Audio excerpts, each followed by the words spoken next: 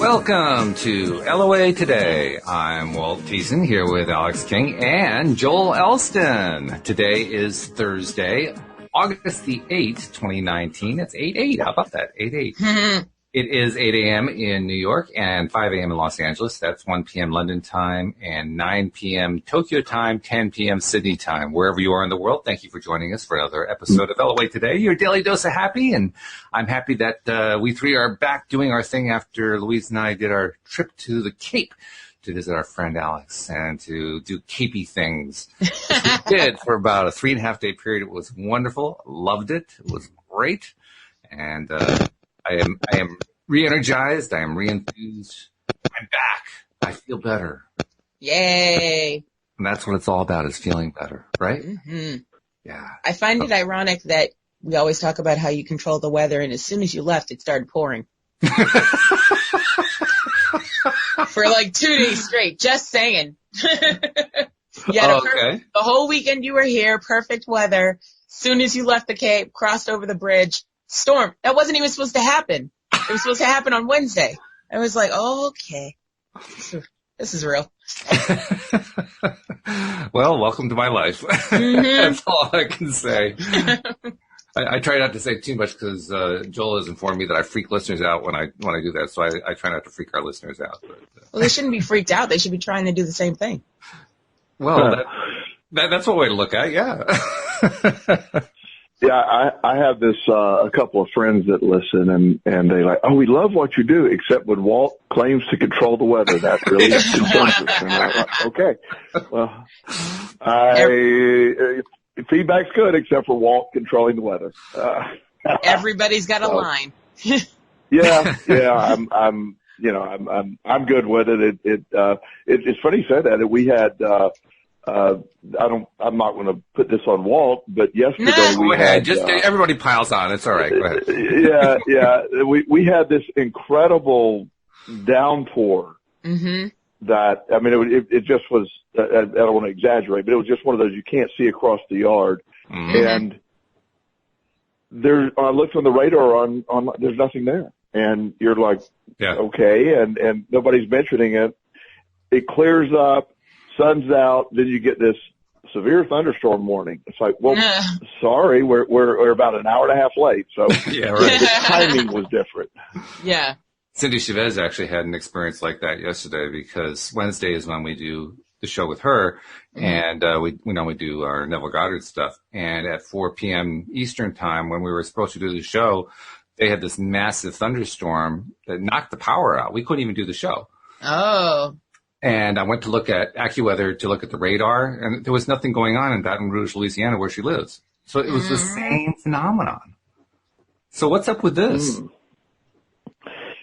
Yeah, I can't put any energy toward that. I don't know. I don't know either. It's just strange. It's over my head. Yeah, it really is.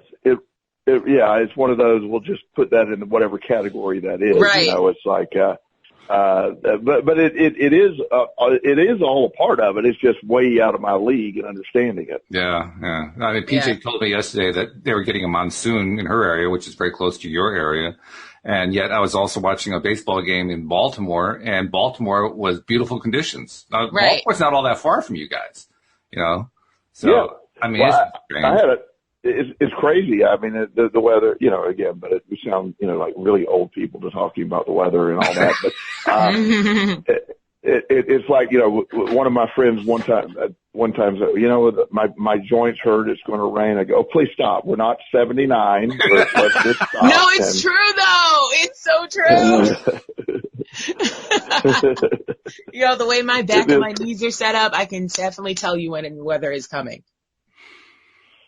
Well, I mean, it very well could be. I mean, and I believe you. It's one of those things that, you know, I had a dog one time that was actually my sister's dog. Mm-hmm. And when she would come back from college, the dog would actually just sit at the window waiting, and she would come back on these random times. She was like 2 hours away at college. And she'd come back at random times, and we got to the point of knowing she was coming back because the dog would stand at the window. It was very odd. It would just stand there, and then she'd pull up, and it's like, did she call the dog? I mean, how did we know? I mean, did she call the dog? I didn't know the dog could use the phone. That's pretty good skill right there. You know? Yeah, that would be the story there. That's right. Yep. They are very smart. They certainly are. Yep. So anyway, I didn't really have a topic in mind, but Alex, as usual, came up with one at the last possible second, which is, just a testament to her creative abilities. But you thought of talking about how people can often live vicariously through others, which is interesting. Mm-hmm. I mean, you're right. That people do. Well, we do that all the time with entertainment, right? Yep. Like a movie or a TV show, you're living vicariously through characters that aren't even real people. I mean, they're just on the screen. Yeah. But we do it all the time. We like that. Mm-hmm. And so I'm going to go right to the psychology question. Joel, why is it that we like to live vicariously through others? Well, to me, it's sort of and I don't have a definitive answer, but I can have an opinion. To me, it just seems that a lot of times that it can be good or bad. You're looking at someone else, through another set of eyes, and it can be beneficial. I mean, there's the idea that you can I want to use that as an example, or you can also not live your life and live through someone else, and that can be the bad side of it. But it's like anything else. One of the examples when you say that, and I'll just go with what comes to my mind. I see a lot of moms of younger kids, what I say, like 12, 13, 14-year-old kids, often females, where the moms will literally live their life that they should have had through their kid, like putting them in beauty pageants or putting them in cheerleading.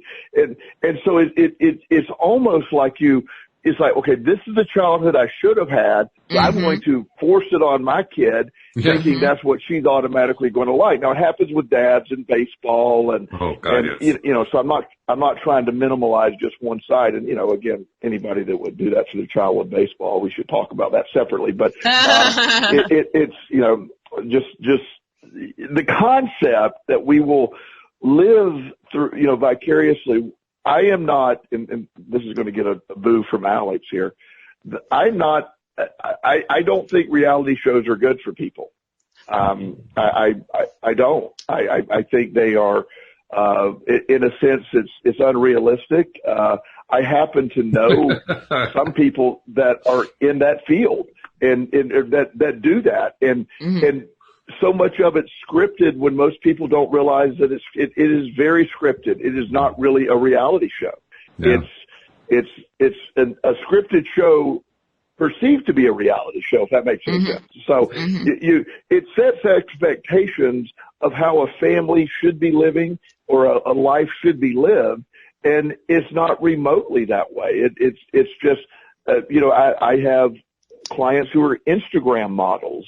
Who, if you knew the other side of that, it would be incredibly laughable. I mean, it would be bizarre to see what their life is really like. So, so I mean, it's a way of deflecting. Often, sometimes it's dissociation. You can talk about what that is. Define dissociation, because that's not a typical term. Okay, dissociation is where you basically. This happens to a lot of abuse victims. It can happen in traumatic situations. It's a protective technique that the body puts into place. When I say people generally will go through something, and then they almost view their life. In extreme cases of dissociation can have like multiple personalities, where someone is. Here's an example of a person I worked with. She was abused horribly sexually as a child.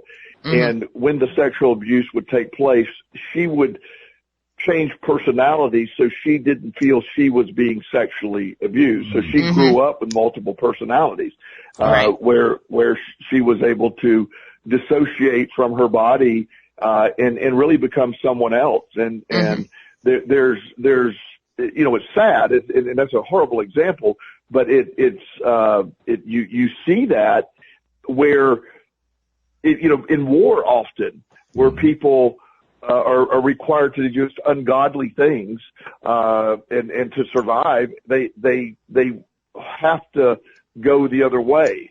And, we're going another direction or become someone else or look at it through someone else's eyes.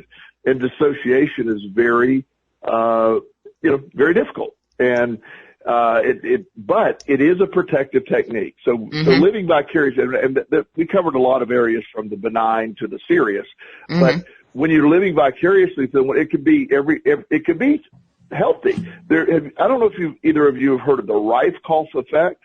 No. No.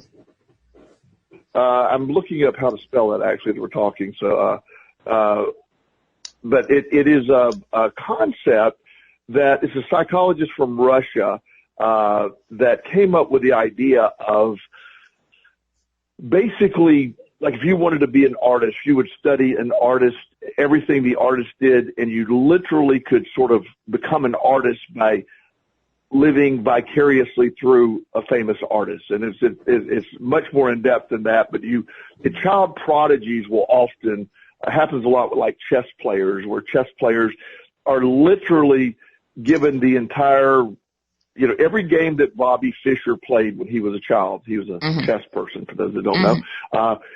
And I know I've heard of families where they would literally make the kids replay every game from the age of 3 until they were grown, and just literally move by move. And the Rife-Koff effect is sort of the concept that if you act as if, you become that. That's why, often people get into industries, like little kids in Italian families years ago would go in. They own a pizza shop or an Italian restaurant, for example, and the kids would go work in there. Well, you see 12-year-olds throwing pizzas and roll. Well, they often become, expert chefs at Italian food.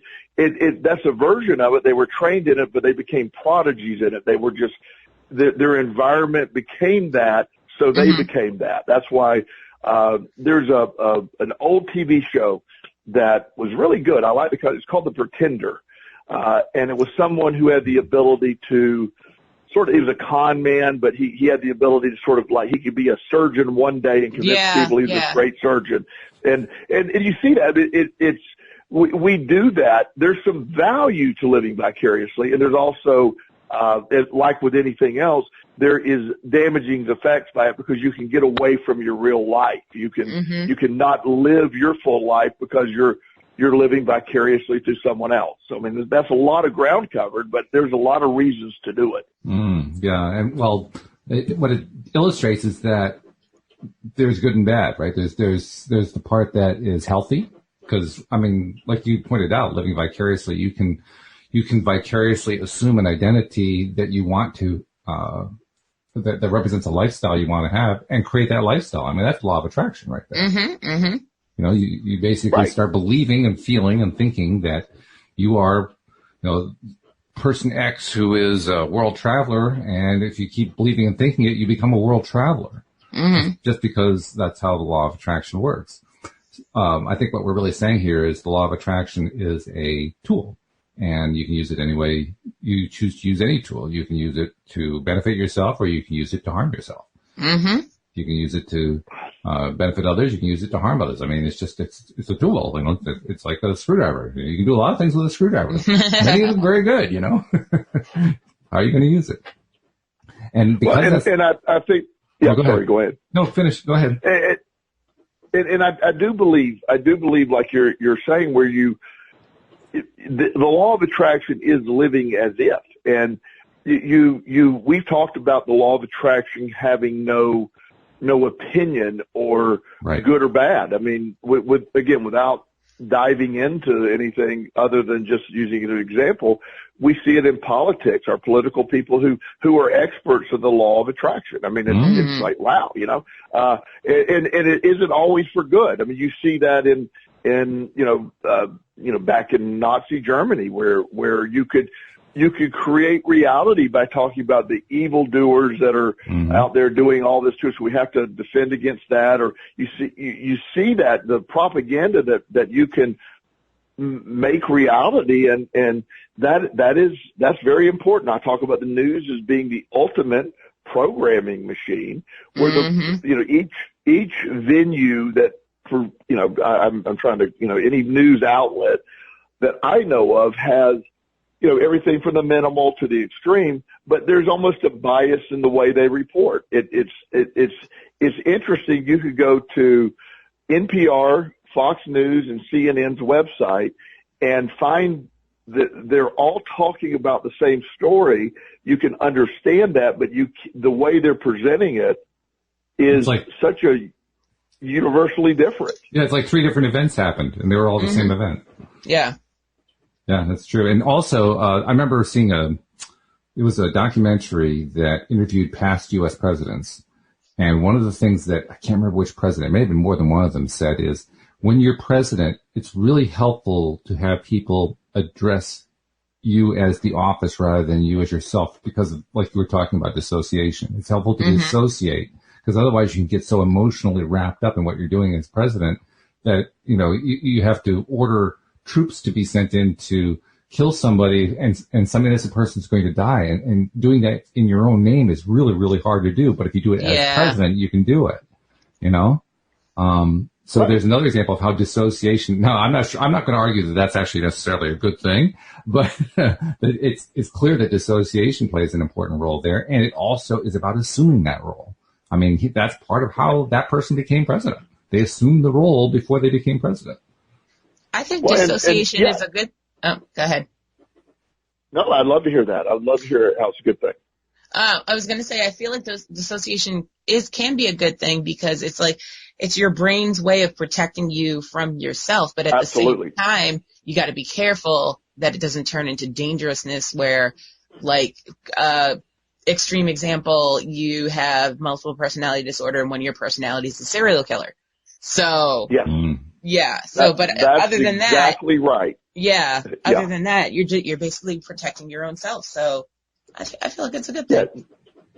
Dissociation is very protective. Its intent is to be protective. It exists to be protective. However, just as you're saying, this is a slippery slope, because while it's protective, it is also it can be destructive, or it can create some severe mental issues. The split. Even further than multiple personalities, you literally get into distinct personalities where one is a serial killer, or one could murder someone in cold blood and then slip back into a normal life, and sort of a Ted Bundy kind of thing, where you're able to just cold-bloodedly do something and then just live, you just sort of dissociate from the evil act of it. So I know some psychologists that use dissociation as as you said, help people to safely dissociate. So I mean, there's, as with anything else, as with anything else, you have a scenario where things are good and bad. So you get to choose which you do. Law of attraction, or dissociate, again, you get it, as you're saying, everything on the spectrum. We talk about stress and anxiety a lot. Stress has a point. Stress, there's a reason for stress. Living without any fear or anxiety would be a dangerous world. You need some protection in that. But it also could be debilitating on the other things. So everything to me is a scale. Anything that's protective is also destructive if you do too much. Yeah, you just got to be balanced about it. Exactly. That's a great point. Yeah, moderation in everything, as they say. And and that's actually where the gray area is. When are you being moderate? When are you going too far? That's not always a clear thing, right? I mean, if you're Ted Bundy, we look at Ted Bundy and we say, well, clearly he went way too far. Did Ted Bundy think he went too far? No, he doesn't. So what's too far? Yeah. It's all about perspective. But again, it's an opinion. And I'm not trying to argue anything on Ted Bundy's behalf, please. Me neither. But I'm just letting you know, there is this perspective that makes us all unique and all, you know, that's what the law of attraction has. Many people have difficulty. What is your life? What do you want? What do you really want? When you ask someone, one of the questions that when I'm having early in my session with people, so, you know, okay, let's figure out what you want. Well, people have a very long list of what they don't want. Mm-hmm. Yes. But almost no one can tell me accurately what they want. Mm-hmm. Right. What they'll usually tell you is, well, what I want is to not have this thing I don't want. Yeah. Right. Yeah. So, you know, in one of the techniques that I'll use, depending on what scenario people come to see, like I will ask a question with a lot of the codependent moms that I work with or codependent people. I will say, without using another person, a person's name or requiring someone else to do something, what else would make you happy? What would make you happy? They can't say because so much of their belief system, if my son would quit using drugs, I could be happy. Or if my husband would pay more attention to me, I could be happy. Or if I had a relationship, I could be happy. And you see all that, and it becomes a very, very slippery slope.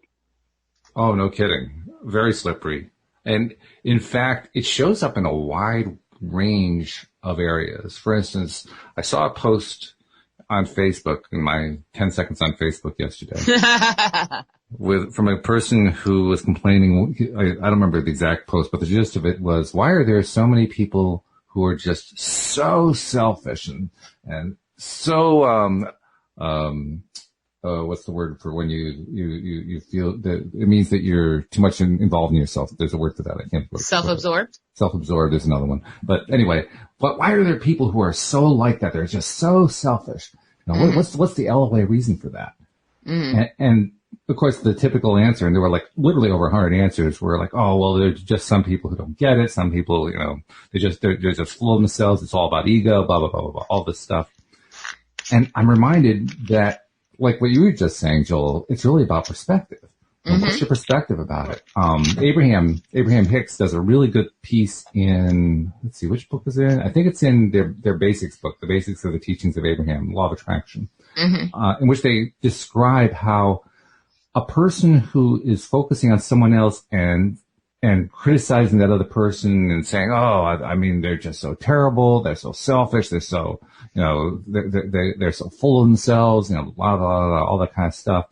What's really happening is it isn't so much what the other person is, it's what the person who's saying all that is actually experiencing. They're experiencing it because they're choosing to experience that.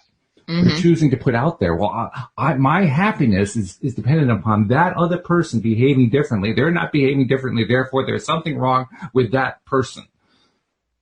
And when you look at it that way, you say, well, wait a minute, you know, is it really about somebody else being such a horrible person? Or is it about me? It's all about you. Yeah. Yeah. Is that a question to me? Kind of, yeah. It's more like it's sort of an observation to be discussed. But I guess my point is, what seems like a clear-cut thing. Oh, that person is so selfish. Oh, that person is so self-absorbed. Isn't as clear-cut as it originally seemed.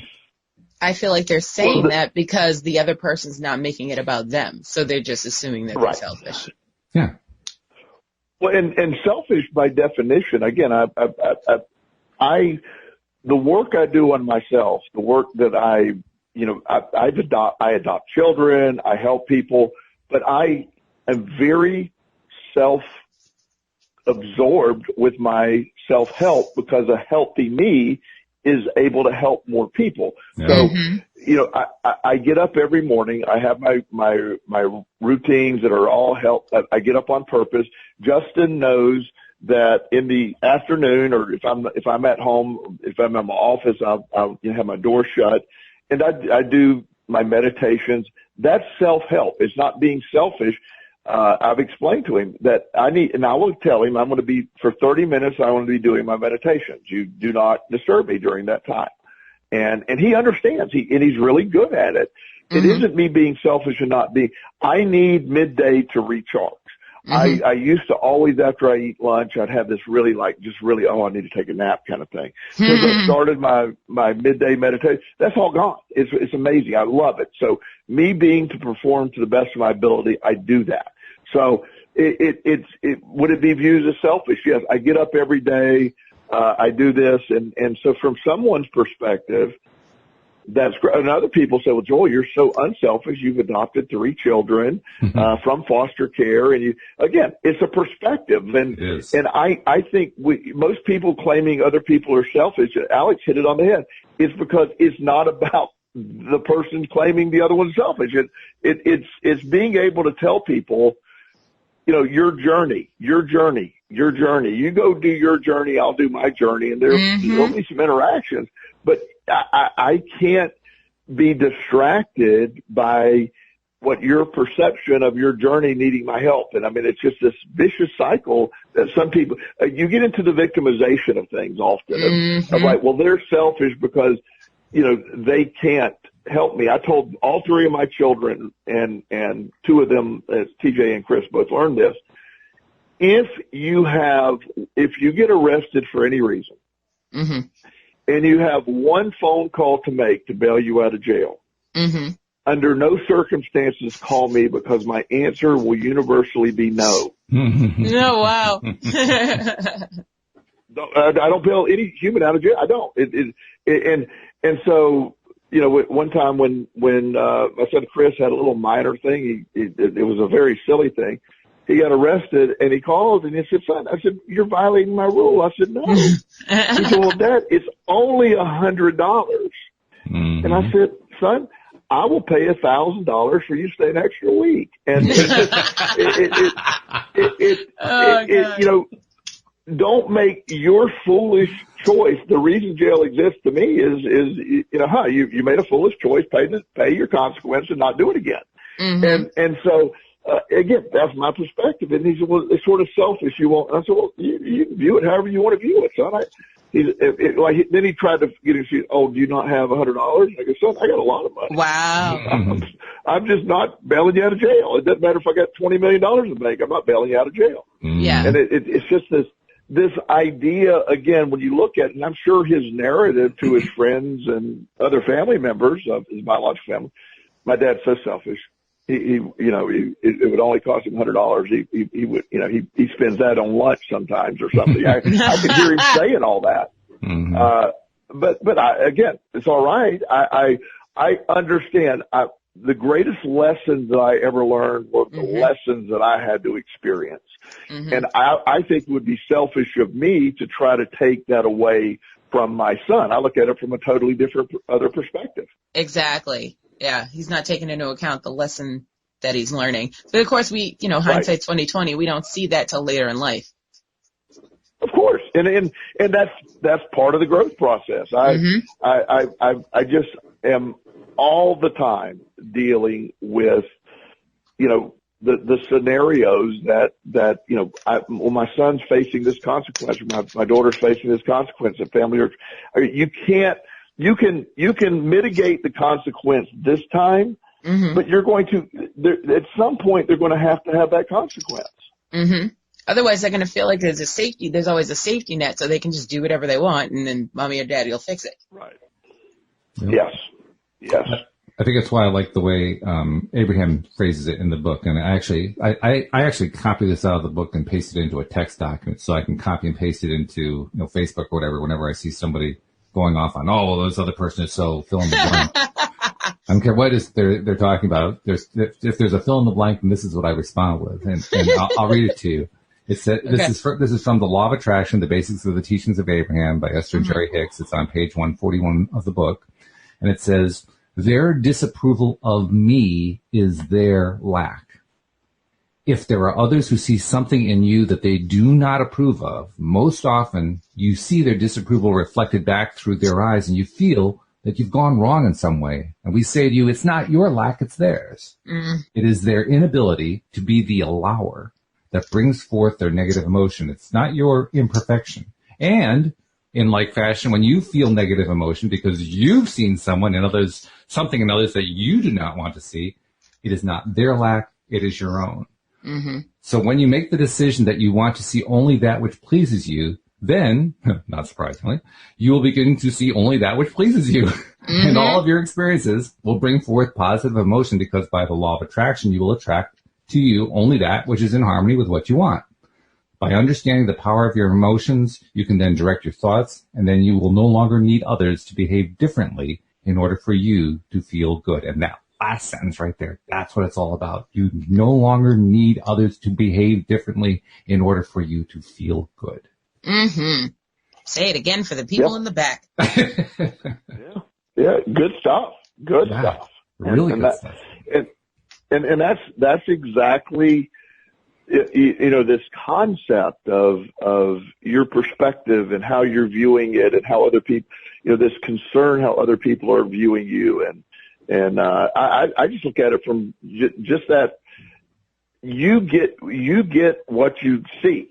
And when you condition yourself to just see it, it happens that way. And it sounds dismissing. They talk a lot about, and this gets a lot of pushback from people in the treatment world that I deal with, or the therapeutic world. Like one of the, and I'm going to paraphrase, I need to find this so I can actually quote it literally. But someone's asking, Esther about, childhood trauma or something, and, all the pain, should I process that? And her basic response, well, if you want to. Yes, that right. could be a choice. If you want it to be relevant, you can make it relevant, or you can let it go. Mm-hmm. Oh my gosh, that really freaks out the therapist. You know what I'm saying? They're like, but her point is, a life event only has as much power as you give it. One person's trauma is another person's Tuesday. I mean, it's just what it is. And I've used the example, I don't know how long ago we used this, but I've had two clients who had eerily similar experiences. They aren't related. They don't know each other, and these are years apart. But both clients in different parts of the country had a home that burned to the ground. Mm-hmm. And ironically, they're both from lightning strikes, but that was the only commonality. And when one of the guys' home burned to the ground, he really went into it put him into an extreme anxiety-filled state. He had 2 years of deep therapy. He went into this, stayed at his mom's house, wouldn't come outside, developed agoraphobia, had all kinds of stress, couldn't sleep, was on multiple medications, and viewed it as the greatest trauma of his life. He reported it as the biggest trauma he had ever experienced. And now he didn't lose any pets. No one was injured. He was reimbursed by insurance. But his perception, it just was horrible to lose everything. Mm. Then the other guy viewed it as like, God, I was ready to move anyway. I made up so much more money than he's like, I padded my insurance report. I ended up literally making like $25,000 extra. He said, I bought a new house. He said the greatest thing that ever happened to me was a house burned down. Mm-hmm. Mm-hmm. Yeah, I co-sign with that guy. Yeah, same event. And I know when I adopted Justin and he moved in, and obviously I've been to be at the time 10 years old and going to a new home and coming from foster care into a different environment with this weird dude who has unique views of everything. But his question to me is like, he was worried about stuff or whatever, and he said, what if something happens to our house? And I said, well, we'll just get a new house, buddy. They still make them. They still make them. And I said, well, they still make them. Don't worry. And he's like, well, what if something happens to our car? I said, don't worry about it. I said, there's nothing that we can't get more of. We have an abundance, and we can have as many houses as we need, and we don't ever have to worry about not having that. And he quickly got out of that mindset, but he was so used to looking for what could go wrong. Yeah. Well, that's the mindset that a lot of people are in. I mean, you mentioned politics. Every once in a while you see somebody post something in the Facebook LOA group that has a political tone to it. And instantly it's like audience forgets how the law of attraction works. It just completely goes right out the window. Yeah, because it's like, oh, hold on, let me get my petty comment in first. In fact, I've even seen people say, well, law of attraction doesn't apply here. Wow. This is what we're doing? Okay. All right. See, law of attraction, in their view, only applies when you want to have something come into your life. It doesn't apply to things like politics that you don't like. Oh, so he must have the law of attraction genie that everybody's been looking for. That's it. Yeah. Yeah. Well, you only get 3 wishes, so. Well, and to say something, and this is a little off course here, but to say that one of the things that I actually told somebody the other day who belongs to multiple Facebook law of attraction groups. Mm-hmm. And he said, Walt? no, it should be. He actually fits this as well. But this person said, there's so much conflicting information and so much arguing. Mm-hmm. And I said, if you want to figure out how to negatively use the law of attraction, join all the Facebook groups. Agreed. Yes. And to those Facebook people who are listening, I apologize if that is offensive. I don't mean it to be, but I find it ironic that the most snarky comments come of I have gotten out of all the groups. I just found them baffling. The arguments that take place, or the people that have, again, they really, it's sad. Mm-hmm. And I wish we didn't have that going on, because it is such it's such a sad little world we live in, where you're living through this vicariously, in a law of attraction mindset, but you're looking for a battle. My law of attraction practice is best. You're doing it wrong. Right. And here's how you're doing it wrong. And it's just, you see it over and over and over. And I just said, oh my gosh, if you want to see how to do it wrong, go there.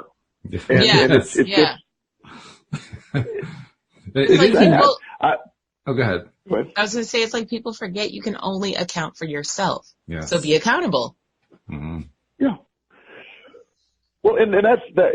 I work in addiction treatment, and I do a lot of different areas, and I got out of the addiction treatment groups because I'll see the arguments there. That must be 12-step people versus. It's just you see the therapists that are convinced they're the only ones that have it right, and that you have the hardcore 12-step people and the non-12-step people. And, my message of, it's all a toolbox. Your job is to find out which tool works for your client. That's all there is to it. Mm-hmm. There's nothing else. And, oh no, this only works, or they only need to do this. I go, well, that's not even close to true, but yet they get so invested in them. And again, there's an ego effect, and it's just, well, this worked for me. I said, okay, that's great. We have a billion different reasons why we all have addictive behavior. Mm-hmm. And so your unique set of reasons found relief in this method. That doesn't mean that everyone will find relief in that same method. Mm-hmm. So what you're describing there, your experience of these groups full of people who really mess things up, it fits in beautifully with what Abraham was talking about. In one sense, you could say we could summarize that as you're disapproving of the way that they do things, but you don't actually get caught up in your disapproval. You've come up with a way to overcome that, and that is you just don't participate. You say, well, I'm not going to deal with that stuff because I know I'll just go down a rabbit hole, and I don't want to go down that rabbit hole, so I'm just going to unsubscribe.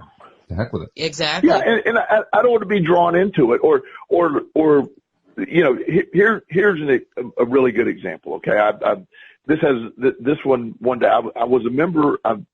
This was just a plain old Facebook post, and a friend of mine who is a preacher, and he has a church, and I'm not necessarily, he is a friend. I don't necessarily agree with his belief system, but at the same time, he's a really good guy. Mm-hmm. And he said, I'm questioning why our attendance is going down and what we're doing wrong. does anyone have any ideas of how to get our attendance up? And so I responded with, well, there's churches. Joel Osteen's church, for example, has 10,000 people that show up every weekend. So I would, if your question is how do you get more people there, what is he doing or what is their church doing to attract people? That was just a simple statement. You ask how, I'm telling you one method. Then he went on this rant of how Joel Osteen was not really a Christian and all the things that Joel Osteen, he went on and on and on about all the things Joel Osteen was doing. So totally missed the message. And so I said, oh, I'm sorry. I misunderstood the question. I thought you were asking how to get more people in, and I'm telling you, now you're on a rant against Joel Osteen. I'm sorry. And he never understood the difference in the question. It was, I'm like, I said, and then so he said, well, I don't understand that you don't understand. I said, well, you answered your own question. He probably would have done better if he would have handled it better if you had said, well, Rush Limbaugh has a whole bunch of people following him. Right. That probably would have worked, you know?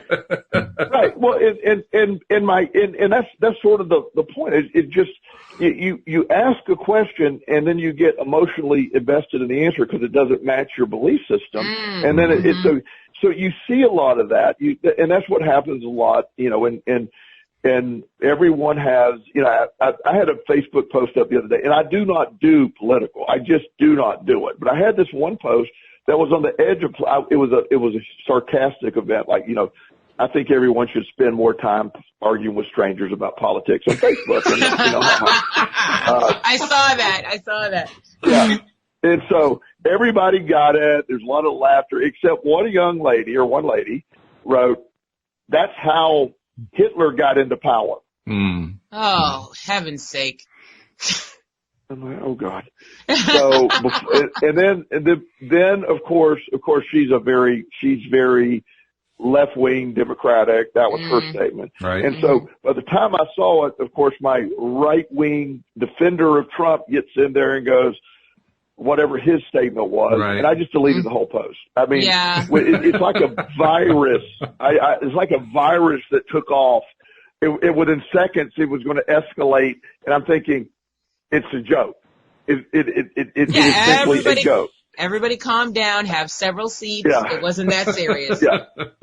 And so it was just, but that's not, you can't even have that because so many people are on guard for, you know, they're looking to be offended. They're looking to have their belief system. And so, you know, the woman that originally made the Hitler statement, she posts constantly about, you know, her views. And I respect her views. I actually share some of her views. They're not that bad. And some of the stuff she is just a little ridiculous. And again, from my perspective, but I don't challenge it.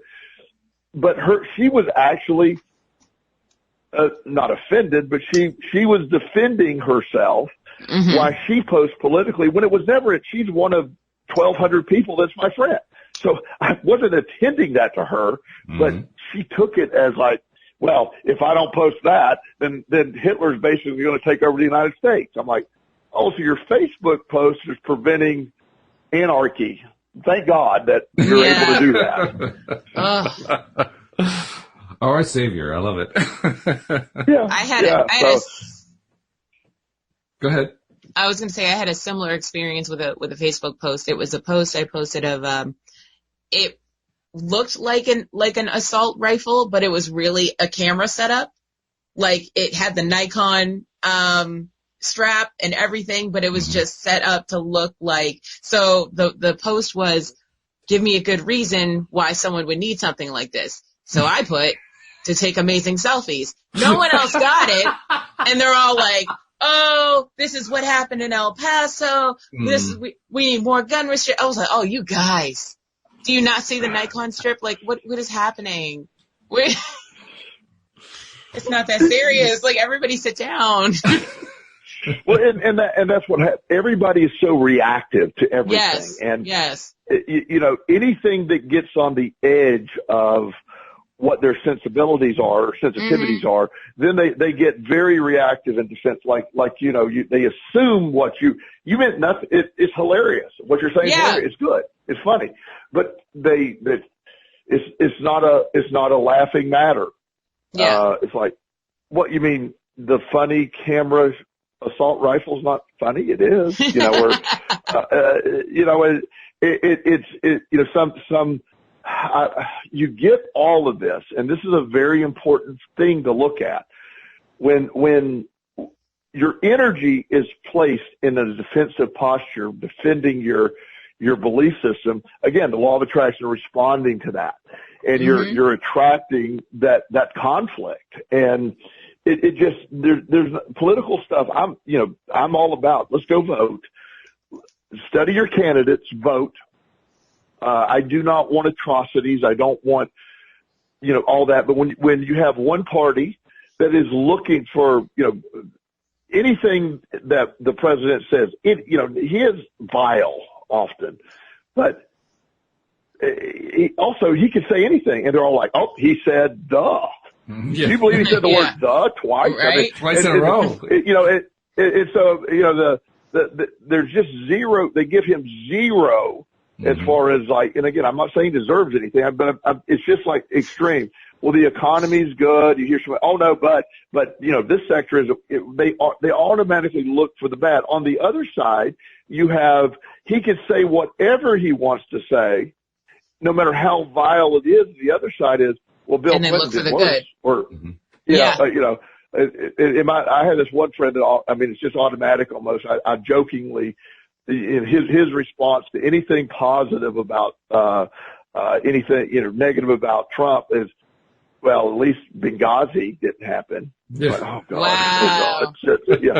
And it's just his response to everything. It's just, so it isn't like, well, Bill Clinton sexually not assaulted or took advantage of one woman, and actually 7 women, and Trump has only done 6. So it's better. Trump's a better president because he hasn't had oral sex in the Oval Office. He did it at his apartment. Uh-huh. Oh, okay. Well, clearly, Okay. well, thank God for that. Listen, I can't with God bless America. America and the semantics. I cannot. Yeah. But you get my point. You see that it's like, yeah. Oh, and so again, I don't want to. It's not about because I'm just not a fan of any of these people. But at the same time, I don't give that energy. Right. My economy is going wonderfully. I feel great. I have a great life. My private practice is going well. I have great health. My family's so I don't need to get bogged down in all of that.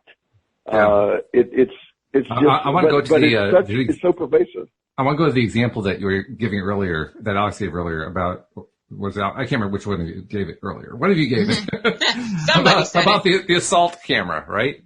Yeah. And if I see something like that, quite honestly, I don't think it's funny. I understand where the humor is, but I really don't think of it as funny. But by the same token, I'm not attached to it. Right.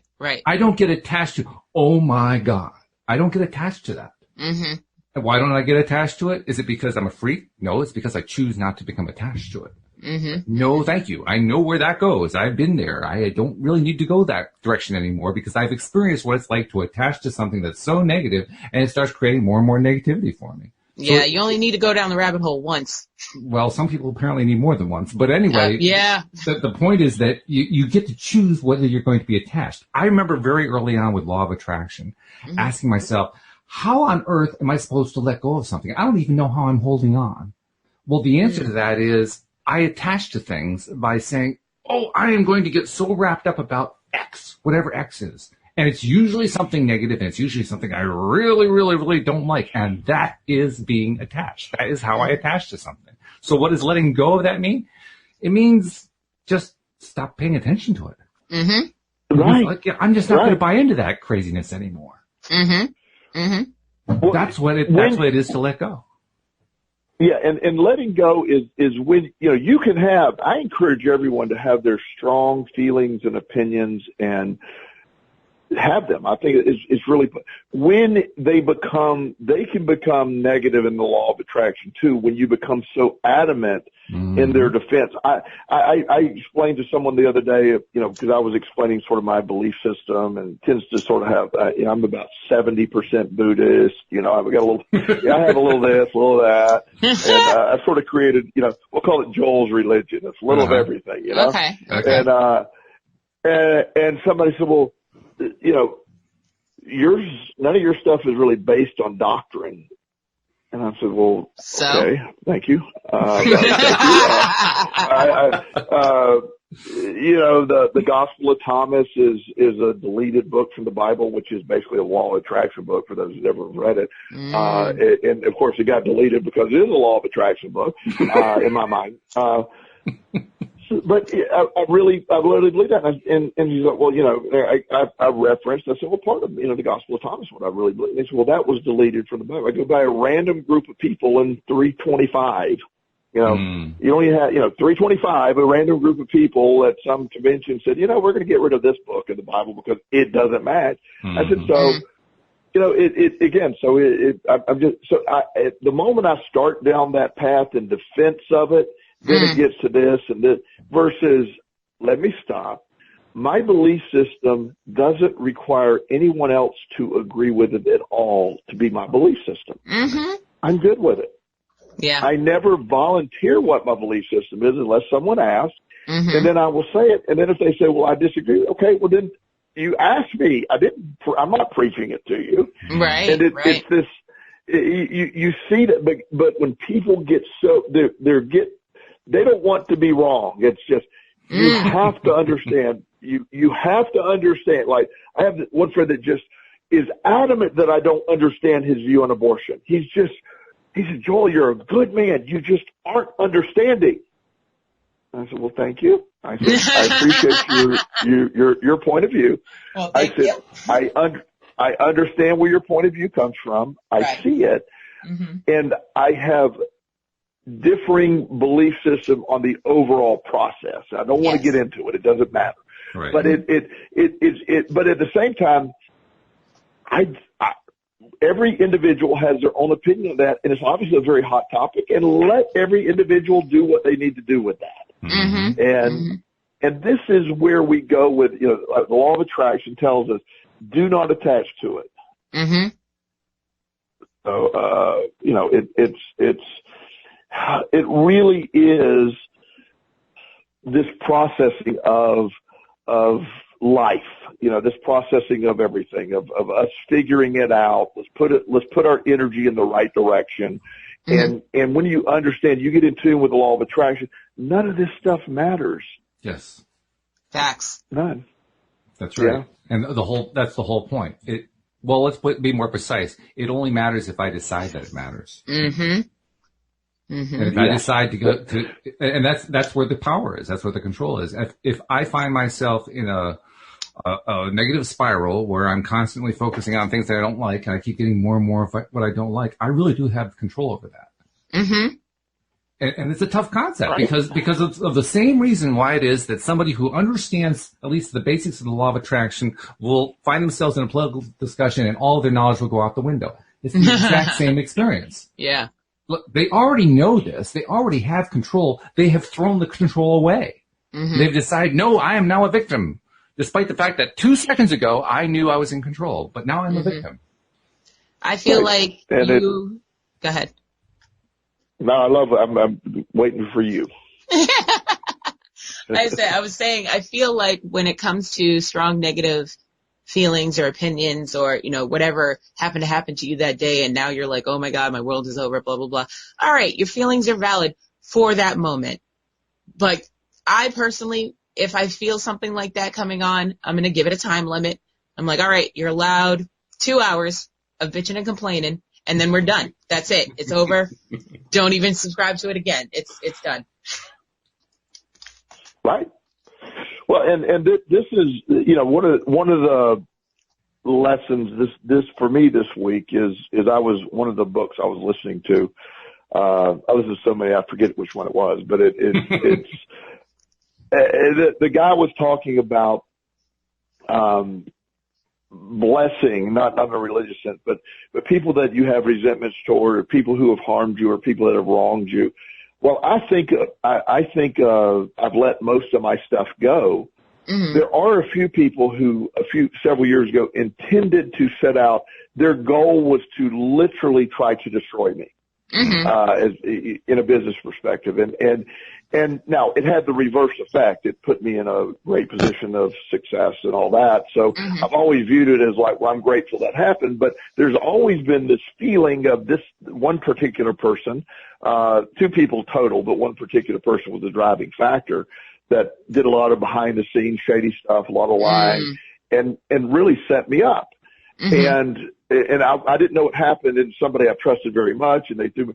So I thought I had let go of that because in the end, that chain of events put me in a position to have the success in the life I have today.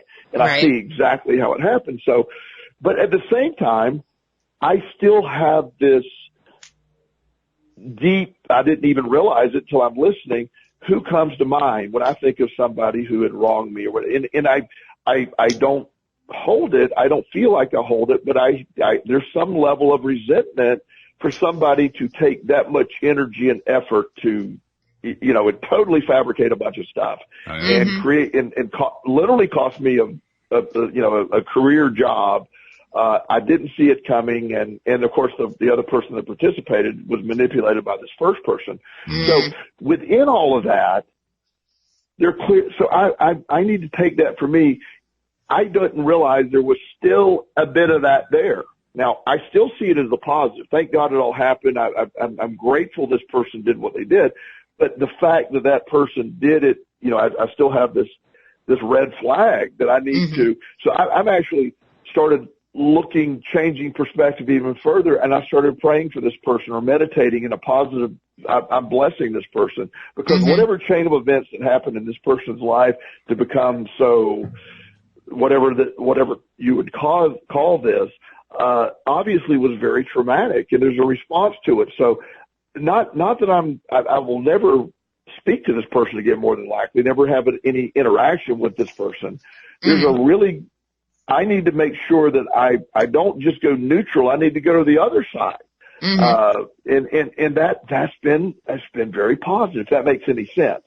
Yes. It's just coming at it from another way. And, and the resistance, we talk about resistance a lot. The resistance that we keep thinking we don't have is often the resistance of resistance. It's just, it's, like I said, one day I had a dream one night, woke up in the middle of the night, wrote it down, and the statement, I don't know where it came from in the dream, but it was like, your desire is the resistance.